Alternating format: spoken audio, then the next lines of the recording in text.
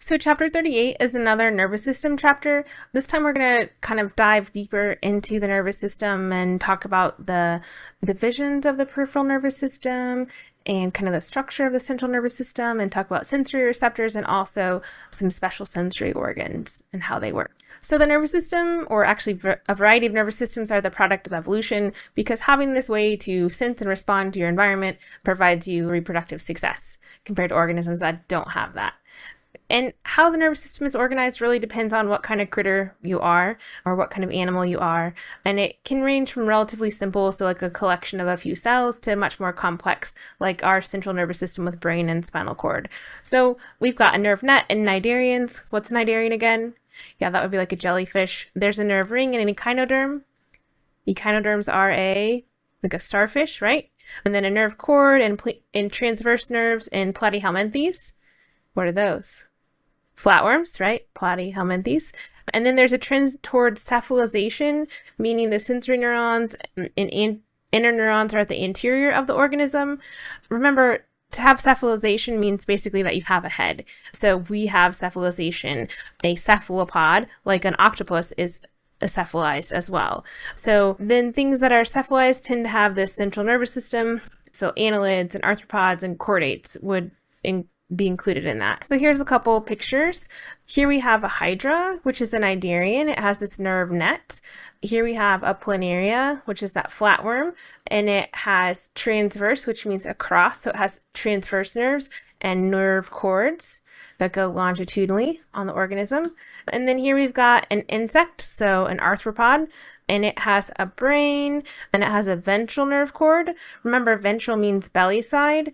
And then here's a salamander, which is, like you're not a salamander, but you're closer to a salamander than you are a hydra, right? So this is closer to like what we have. So we have a brain and we have a spinal cord and we have a dorsal, so a backside nerve cord there, and then there's sensory ganglia as well. So we've already talked about neurons before. We said neurons are cells that are specialized to transmit electrical impulses, and we talked about how they do that in the last chapter. And then a nerve is actually when we have axons of lots of neurons together, and they're bundled in kind of this fibrous structure, and that channels and organizes the flow of information through the nervous system. And then we already talked about glia cells before, or neuroglia, which is like the nerve glue that helps to nourish and support and helps regulate neurons to some degree. So astrocytes offer metabolic support, microglia help remove cellular debris, and then you've got oligodendrocytes and Schwann cells, which produce the myelin sheath, which increases the conduction of nervous impulses. So here's a picture kind of showing you those. If we start at the left side of the picture, you've got a ventricle, which is the fluid-filled region, and then you've got ependymal cells that are ciliated. Here we've got our astrocytes. They're named astrocytes because they're relatively like star shaped. So star cell is what the name means. And then of course we've got our neuron here, and they're myelinated neurons in this picture. And they're showing you the central nervous system and peripheral nervous system here. And there's also these smaller blue cells, in this case are the microglia, and the oligodendrocytes and Schwann cells make up that myelin sheath. So on this picture, what's our central nervous system and peripheral nervous system? People tend to do okay on this as long as they remember that CNS is central nervous system and PNS is peripheral nervous system. So what makes up the central nervous system again? That would be the brain and spinal cord. So brain and spinal cord on the human, and then brain and spinal cord on our frog there. And then the peripheral nervous system would be like the cranial nerves and the ganglia and the spinal nerves. I think that people get cranial nerves, ganglia, spinal nerves confused because they think, oh, spinal nerve, that's going to be in the spinal cord, but that's not the case. They're attached to it.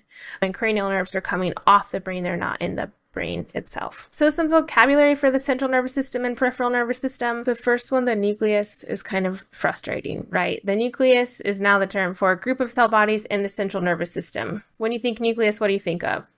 Maybe like the nucleus in the cell, or maybe like the nucleus in an atom, right? Sure. So one way that I kind of remember that is because I think like, okay, well, what's in the cell body, right? Well, obviously the nucleus is in the cell body. So if we have a clump of those, sure, nucleus, right?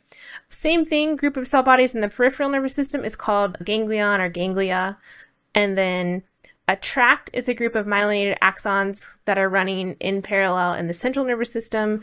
And then we call the same thing in the peripheral nervous system nerve. And then cranial nerves and spinal nerves are connected directly to either the brain, like the cranial nerve, or the spinal cord, like the spinal nerves, and those are actually part of the peripheral nervous system. So then we can talk about white matter and gray matter. White matter is called white matter because it's largely made up of myelinated axons. And so what's myelin made out of? So the myelin is going to be made out of like Schwann cells or oligodendrocytes that are wrapped around the axon. And so what's that mostly going to be? That's mostly going to be the cell membrane. And what's the cell membrane made up of? Phospholipids. So like it's lipid based largely. So you've got your white matter there. And then gray matter is going to be cell bodies and dendrites, and then some unmyelinated axons as well. So you can see the difference. There's a difference in color between white matter and gray matter. And then there's also a difference structurally where you're going to find it. So the cerebral spinal fluid is a fluid that's formed in the brain and circulates through the ventricles and the central canal of the spinal cord and then drains back into the veins. The ventricles are just these fluid-filled spaces in the brain, and obviously the fluid in them is going to be your cerebral spinal fluid.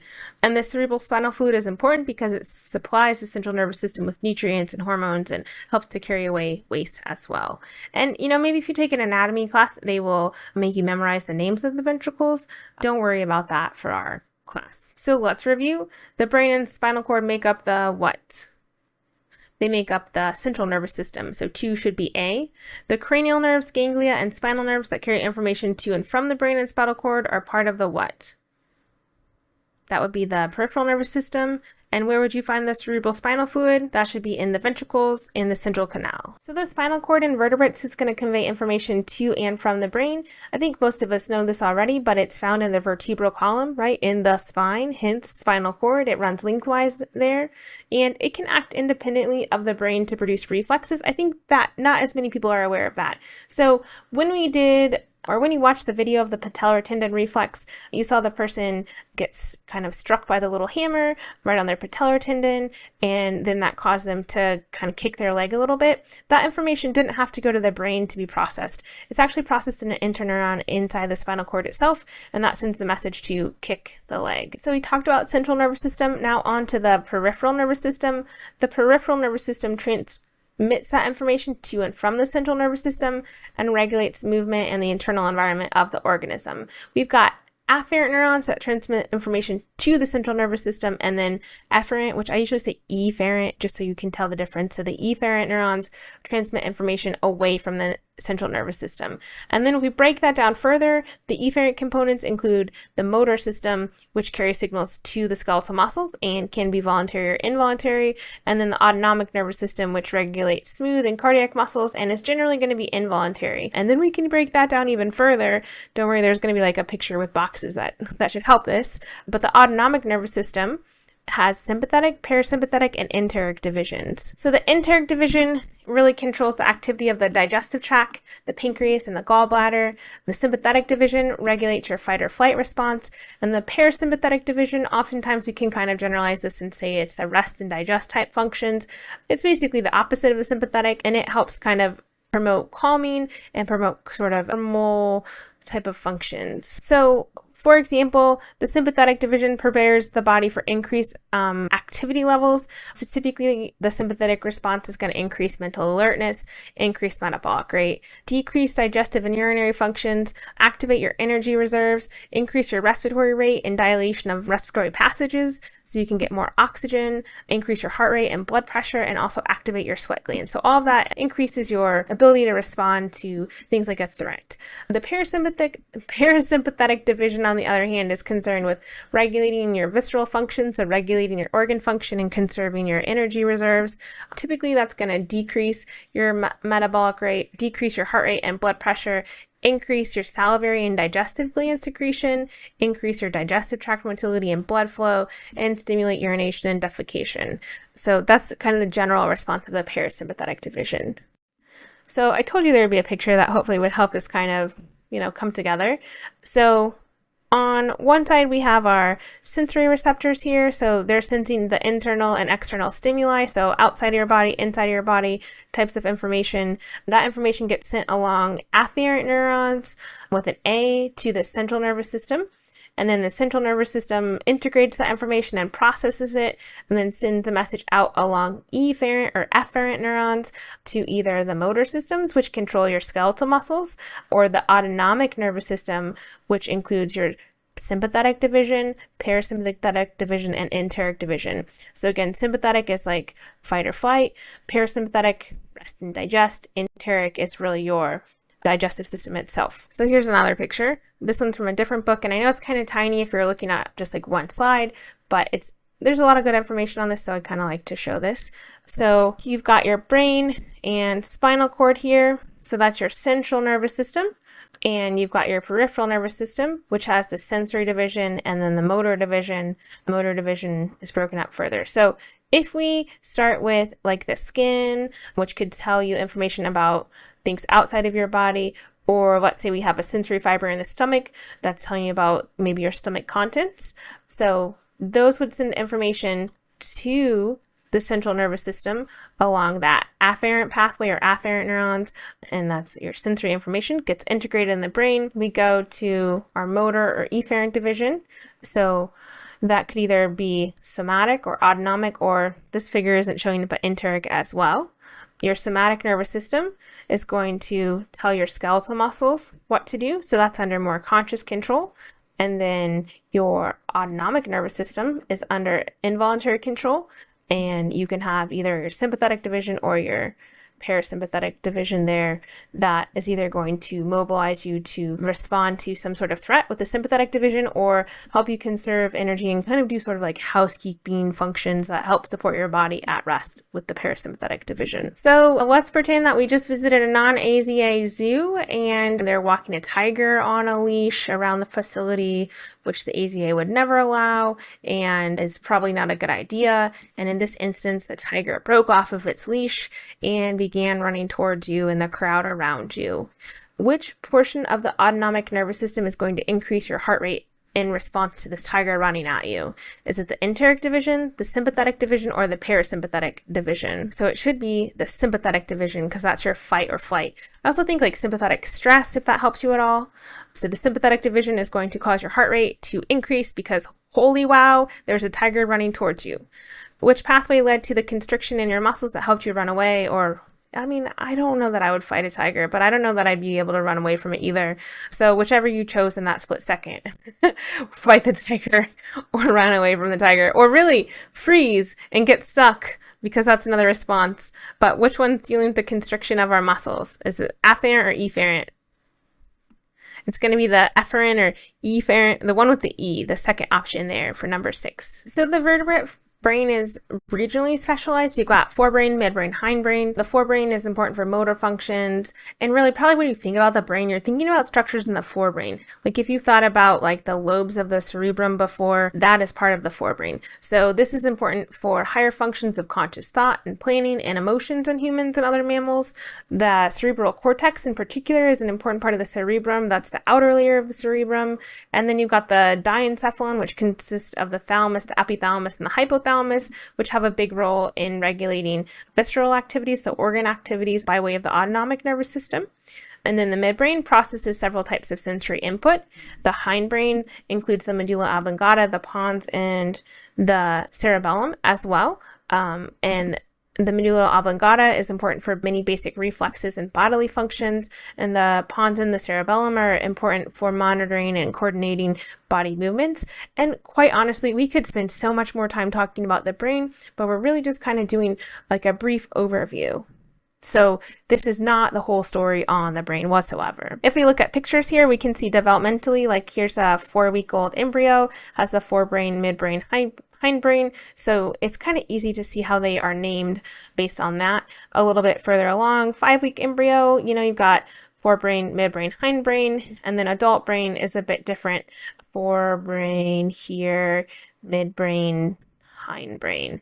Maybe you are not confused about this, but I think sometimes people get the cerebrum and the cerebellum confused, so be careful with that. Here's another picture showing you the forebrain, midbrain, hindbrain. there as well, and kind of the structures on that. So the cerebral cortex is a pretty important part of the brain because it controls voluntary movement and cognitive functions. The cerebrum itself is essential for language, cognition, memory, consciousness, and awareness of our surroundings. And again, those cognitive functions mainly reside in the outer layer of the cortex. And there's 4 regions or lobes that you've probably heard of before, and those are landmarks for particular functions. So here you can see a picture of the human brain with the different lobes of the brain labeled. So if we start at the front of the brain, you've got the frontal lobe, you've got the parietal lobe, occipital lobe, and temporal lobe. I think most of you are pretty aware of the lobes on the brain. For our class, we haven't really gone into like which lobe is doing which function, so don't get super hung up on that. Again, we could go into way more detail, and we're just really trying to do a superficial kind of view of the brain. So I do want you to know the cerebrum and cerebellum. I know that's silly, and I feel like a lot of people probably have it, but a lot of people get stuck on it because they just are like, oh, it's that C word that has to do with the brain, but there are 2 different things. The cerebellum means like little brain. So the cerebrum in this picture is the part that's colored, and the cerebellum is the uncolored part below it there. Maybe you've taken one of those, like, are you right-brained or left-brained little internet quizzes? And you know, they're not really all that true, right? It's like a Facebook quiz, so probably don't hold too much stock in that. But there is differences in hemisphere function in your brain, and that is called lateralization. The left side of the cerebrum is dominant regarding language and math and logical operations, and the right hemisphere is dominant in the recognition of faces and patterns and spatial relations and really nonverbal thinking. The 2 hemispheres can exchange information, though, through these fibers that are going to make up the corpus callosum. And if you sever the connection, that causes the 2 hemispheres to operate independently. So the cerebral cortex can receive sensory information from sensory organs and also somatosensory receptors. A somatosensory receptor is going to provide information about touch or pain or pressure or temperature, and even the position of muscles and limbs, which might not seem that important. You're like, of course I know where my body is, but what if you didn't, right? So you get that information, and you need to be able to process that. The thalamus directs different types of input to distinct locations. When it comes to cognition, vertebrate brains have nearly the same basic structure. We used to think that higher order reasoning required a highly folded cerebral cortex, because we would say like, okay, well, if you have a highly folded cerebral cortex, then you would have more room, like more surface area for, you know, cell bodies. And so you could have more cell bodies, and so you could have more neurons, and like you could do so much more with this increase in folding. However, birds don't have this highly folded neocortex, but birds have some pretty sophisticated information processing that's going on. Think about like a hawk trying to catch a field mouse, just one. I mean, man, if it could catch mice, lots of them, that would require even more processing. They're catching like 3 mice at the same time. Anyhow, that takes some information processing to know like what speed you should come in, how you should catch them, etc., etc.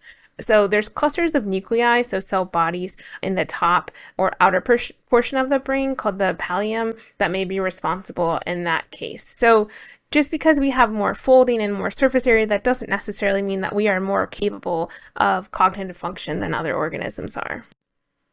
So your nervous system can actually be modified after birth. This is called neuronal plasticity. This is essential to the formation of memories, and these changes can either strengthen or weaken signaling at the synapse. If we look at this first set of images here, you have high activity level at the synapse on neuron 1 leads to recruiting additional axon terminals from that first neuron, and it leads to a loss of connectivity on this second neuron because there's a lack of activity at that second neuron's axon terminal. You can also have 2 synapses on a postsynaptic cell that are often active at the same time. And so if that's the case, the strength of both responses may increase. Some of these biology pictures just crack me up, and they're like, you can tell because the arrows are much bigger that the strength of the responses has increased. So either way, though, that would count as neural plasticity, and it modifies how that nervous system is going to work. So sensory receptors are going to detect stimuli either inside or outside of the body. They're going to be interacting directly with that stimuli. So when the sensory receptor detects that, we call that sensory reception, and then that signal on the sensory receptor is going to be converted into a change in the membrane potential of the sensory receptor. That's called sensory transduction. And that change in membrane potential is called a receptor potential. And that receptor potential is a graded potential. Remember, we had action potentials that occur along the axon. We have graded potentials that are going to vary in magnitude, and the change in depolarization or hyperpolarization in the cell decreases as the distance from the original stimuli increases. So after you have sensory transduction, then you have perception, which is when the brain actually can construct that stimuli. So the sensory information, if we reach that threshold value at that graded potential, is going to be transmitted as action potentials. Sensory receptors can be either neurons or non-neuronal sensory receptors. A neuron we've talked about pretty thoroughly, I think. They can act as a sensory receptor and produce an action potential at the axon that extends into the central nervous system. Or you can have a non-neuronal sensory receptor, which forms the chemical synapse with a sensory neuron. And then that can lead to a response in that sensory neuron and get action potentials in that sensory neuron, which are then passed on to the central nervous system. So the response of the sensory receptor is going to vary with the intensity of a stimuli. A sensory neuron with a large receptor potential results in more frequent action potentials. So if we have a very intense stimulus, we can have more action potential. So in this sensory receptor, if it has a gentle pressure applied, you have a low frequency of action potentials. If you have a lot of pressure applied, you know your body understands that it's a lot of pressure because that neuron sends a high frequency of action potentials.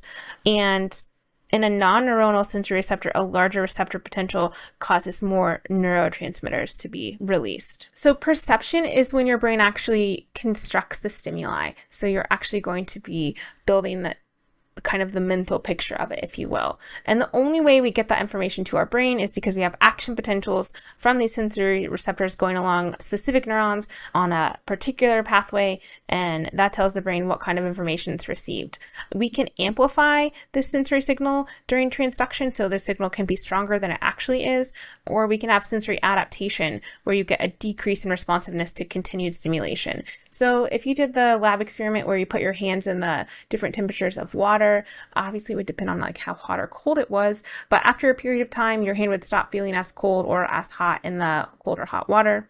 Or if you put on an itchy sweater, hopefully it doesn't itch you all day. You're unlikely to feel your watch all day if you wear a watch. Or like if you go into, I always think of like the gorilla complex at a zoo. When you first go in, it smells a whole lot like gorillas, but if you're in there long enough, it doesn't smell as much like gorillas because you become adapted to the smell of the gorillas. Your body's like, that's not important anymore. So we actually have different kinds of receptor types because they are going to vary depending on what kind of information they're receiving. So there's 5 big categories, and we're going to break each of these down a bit further and give you more specific examples. But mechanoreceptors, they transduce mechanical energy. Electromagnetic receptors detect radiation within a wide range of the electromagnetic spectrum. In particular, photoreceptors respond to visible light energy. Thermoreceptors respond to heat and cold. Nociceptors respond to pain. Pain could be things like extreme heat, extreme cold, extreme pressure, and also certain molecules like acids, or I think of like capsaicin, like the stuff in really spicy peppers. And then chemoreceptors respond to specific chemicals. So like scent and a lot of taste is going to be chemoreceptors, or pheromones would be a chemoreceptor. So if we start with mechanoreceptors, mechanoreceptors work by sensing the cell membrane moving. So some sort of physical deformation like pressure or touch or stretch or motion, and even sound is going to trigger a mechanoreceptor. Some animals use mechanoreceptors to get a feel for their environment. So something like a sensitive whisker, the whisker moves, and then that is going to deform nearby cells, and that is going to tell the animal where it's at. If we talk about electromagnetic receptors, they are going to detect electromagnetic energy like light or electricity or magnetism. Like, I personally cannot do all of those, right? I am unaware of my ability to navigate with magnetism. Some people are maybe better at that than I am, but I definitely could get lost pretty easily.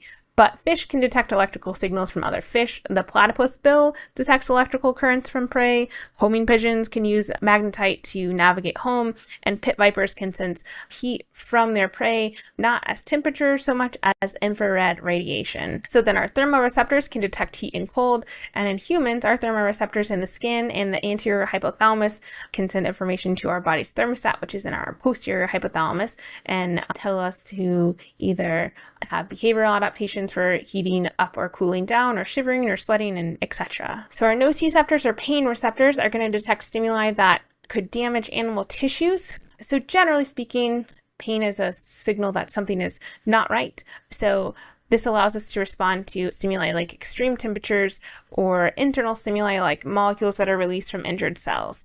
And this tends to trigger defensive reactions like a withdrawal from danger, right? You put your hand on the stove, it hurts, you pull your hand off the stove.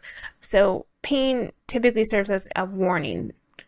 And then there's chemicals like prostaglandins that worsen pain by increasing receptor sensitivity to these noxious stimuli. So sometimes we can have overactive pain responses that are continually warning you and not being particularly helpful. Chemoreceptors, generally speaking, are going to transmit information about the solute concentration of a solution, which is an interesting way to think about this. And specific chemoreceptors respond to specific kinds of molecules. So in olfaction, which is your sense of smell, smell is carried in the air and it allows you to detect different odorants. And humans can distinguish thousands of different odors. And gustation is the fancy word for taste, and that's the detection of tastants present in a solution. So humans and other mammals recognize 5 types of tastants. We have sweet, sour, salty, bitter, and then umami is like savory. So like MSG, like in Doritos, is umami flavor, or Parmesan cheese has umami flavor, or a kind of like meaty, brothy. That's what umami is. And there's really, like, you've probably gone over something before where somebody's like, oh, what region of the tongue does this kind of tasting? And that's not backed by science. So hearing in equilibrium requires mechanoreceptors. These mechanoreceptors work by detecting either settling particles or moving fluids. Most invertebrates are going to actually sense gravity by using this organ called a statocyst. And the statocyst contains these ciliated cells here and also these heavy granules that are called statolysts. So gravity causes the statolysts to settle, and the settled statolysts cause the cilia to bend, and that's how the invertebrate sense which way is up and which way is down. As far as hearing goes, and insects and terrestrial vertebrates, most insects are going to sense sound with body hairs that vibrate at different frequencies, whereas terrestrial vertebrates like ourselves, like mammals, are going to sense pressure waves from objects in the air, and then through kind of a series of events, that information gets transduced by the ear into nerve impulses, and then that's going to be perceived as sound in the brain. And in most terrestrial vertebrates, the sensory organs for hearing and equilibrium are going to be closely associated together in the ear. So if we look at the ear of a human, which would be a terrestrial vertebrate, we have the pinna, and then we have an auditory canal and the tympanic membrane or eardrum that makes up our outer ear. Then we have the middle ear, which has the auditory ossicles, or the little ear bones, which are the malleus, the incus, and the stapes. And then we also have the oval window and the round window here. And then we have the inner ear, which includes the cochlea and the semicircular canals here. And you've maybe heard of your eustachian tube or your pharyngeotympanic tube before. That's that there. So as far as hearing goes, you actually have sound waves that are going to enter the outer ear. Then the tympanic membrane is going to vibrate back and forth. Why would you call the eardrum the tympanic membrane? Does anybody remember like big drums and marching band? They're like boom, boom, boom, boom. What are those called? Those are the tympani, right? So the tympanic membrane, the eardrum. So you got sound waves entering the outer ear, gets to the tympanic membrane, vibrates the tympanic membrane back and forth. The little ear bones, the auditory ossicles, are going to transfer the vibrations to the oval window. That's going to send pressure waves through the cochlea, which is that kind of snail-shaped thing. And the waves are going to travel from the vestibular canal to the tympanic canal and dissipate against the round window. So things that we can't hear that are too low those vibrations are going to dissipate out the round window. And the sound that we do hear makes the basilar membrane vibrate. So here's kind of a picture that shows you that. You've got incoming sound waves vibrating the tympanic membrane, so bum, bum, bum, right? That shakes these little ear bones, the auditory ossicles. The stapes is going to vibrate against the oval window. That's going to move the fluid in the cochlea here. Really, remember the cochlea looks kind of like this spiraled up snail. They've unrolled the cochlea for simplicity's sake in this picture. And so vibrating of the stapes on the oval window causes the fluid in the cochlea to move as well. And the sound that we actually are going to be able to hear is going to vibrate the basilar membrane here. And anything that we don't hear, those vibrations are going to exit out that round window there. So as far as determining like what kind of sound we actually hear, the basilar membrane is lined with protein fibers that are almost kind of hair-like, and the fibers are going to vary in length. The fibers are going to be short near the oval and round window, and they're going to be longer and kind of floppier towards the end here. And the short fibers are going to have higher frequency waves vibrate them, and the long fibers are going to have lower frequency waves vibrate them. And so different parts of the basilar membrane are going to pick up different frequencies of sound. So as far as equilibrium goes, there's several organs of the inner ear that detect body movement, position, and equilibrium. You have the urticle and the saccule that contain granules that are called otoliths, and that allows us to perceive our position relative to gravity or linear movement. You have these 3 semicircular canals here that are going to contain fluid. They can help detect angular movement in any direction.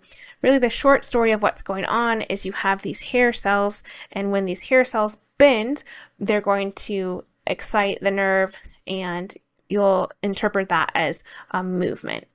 So let's say you're like spinning in an office chair. Yeah, right? We're going to have a little fun. We're going to spin in an office chair. When you stop spinning, it still feels like you're spinning because the fluid is still moving. So it's still stimulating these hair cells and telling you that you're still moving. So if we get to visual perception, different animals are going to detect this different ways. You can have a simple cluster of cells that detect the direction and intensity of light, or we can have a complex organ like ourselves that forms an image. But no matter what, light detectors all contain photoreceptors, cells that contain light absorbing pigments and molecules. So we could have well, we don't, but organisms have eye spots or compound eyes or single lens eyes. So if we look at eye spots, like a flatworm, like a planarian could have eye spots. It's a pretty simple light detecting organ. Basically, they have a pair of ocelli, and they're near the head region. So here you can see those. And that allows the planarian to move away from light and seek shaded locations. So they have there's your visual pigment, and that detects the light information, and it sends that information to the brain. A compound eye could be found in insect, a crustacean, and some polychaete worms. And this consists of several thousand light detectors that are called ommatidia. So with this, here's one ommatidium, and this compound eye is made up of many of those. So you can see in this single ommatidium, they have a cornea, they have a crystalline cone, and then they've got the photoreceptor cells and pigment cells. And if we look at the single photoreceptor cell here, it has microvilli. So these are really good at detecting movement, which if you ever try and, I don't know, catch a fly or swat a fly, you're pretty aware that they are pretty good at telling that you are coming for them. So we have a single lens eye, so all other vertebrates, and then some jellies, polychaete spiders, and many mollusks have a single lens eye as well. So with these kinds of eyes, a light is going to be transmitted through the pupil to the retina at the back of the eye, and rods and cones are our photoreceptors, and they're going to trigger electrical changes in neurons. So rods are sensitive to low light, they don't really detect colors, they're used mostly at night, and then cones require more light to work correctly, and they are capable of detecting color, and there's fewer cones than rods in the human retina. All right, so let's match the letters to the terms. If you want to try and match it yourself first and then come back to me, feel free to hit pause. So let's start with the sclera. The sclera is the strong outer sheath. So C is going to be the sclera. The cornea is the thin outer layer, so that's going to be E. The aqueous humor is in the anterior cavity. So the aqueous humor is in this area.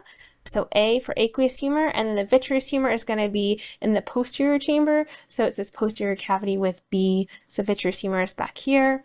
And then the iris is the muscle that controls the size of the pupil. So D is the iris, and the fovea is where you have the highest concentration of cones. So that's going to be F there. So transduction of visual information to the nervous system begins when light induces the conversion of cisretinal to transretinal. So it basically changes the shape, and then that activates rhodopsin, which then activates a G protein, and eventually that leads to the hydrolysis of cyclic GMP. When cyclic GMP breaks down, the sodium channels close, and that actually hyperpolarizes the cell.